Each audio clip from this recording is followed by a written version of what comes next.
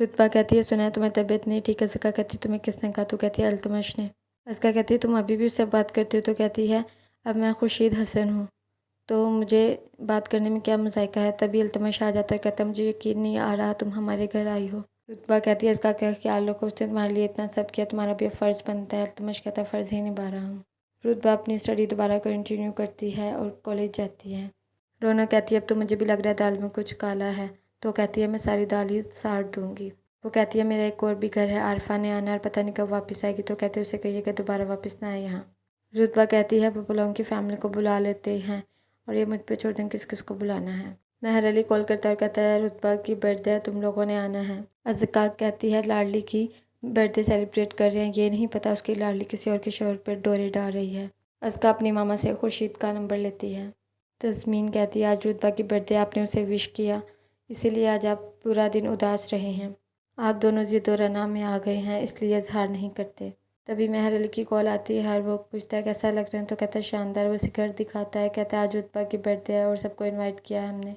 रुतबा आ रही होती है, खुर्शीद उसे देखता है तो देखता ही रह जाता है। रुतबा खुर्शीद को कहती है मैं तुम्हारी लंबी उम्र और खुशियों की दुआ करती हूँ और दुआ करती हूँ जो जिनके साथ तुम खुश हो हमेशा खुश रहो। तो वो कहता है तुम्हारे लिए ये बददुआ ना बन जाए। खुर्शीद कहता है मेरे पास तो ना शक्ल है ना अक्ल है, ना अमीर हूँ ना प्रॉपर्टी है, बस एक ज़रा सा भरम है और इज़्ज़त नफ्स है बस। रुतबा के फूफो लोग आते हैं तो रुतबा सबका वेलकम करती है।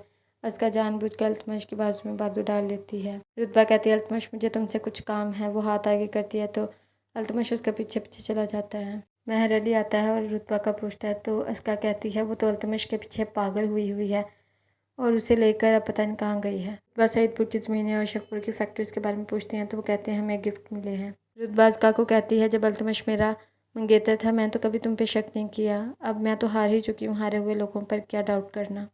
रुतबा का बाबा उससे अल्तमश के बारे में बात करने लगता है तो कहती है बाबा अब मैं बड़ी होगी और मुझे पता है क्या ठीक है क्या गलत, आप परेशान मत हो। अपनी फूफो को खिलाती है। अल्तमश कहता है मुझे नहीं खिलाओगी।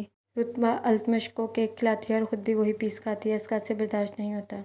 मिस तज़मीन कहती है आप तो वो हसनाबाद वाले खुर्शीद है ही नहीं जिसे मैं जानती थी, जिनके दिल में मोहब्बत का दिया जलता था। अपनी नींद सोते थे, अपनी मर्ज़ी से जागते थे, खाते थे पीते थे। अब तो आपका पूरा जिस्म उस दिए से झुलस गया है, ना आप सोते हैं ना अपनी परवाह करते हैं।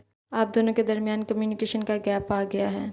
अल्तमश की कॉल आती है और कहता है जैसा तुम चाहोगी वैसा ही होगा। तो कहती सईदपुर की ज़मीनें और शखपुरा की फैक्ट्रीज दोबारा मेरे नाम लगवा दो तो मैं तुम्हारी बात मान लूँगी।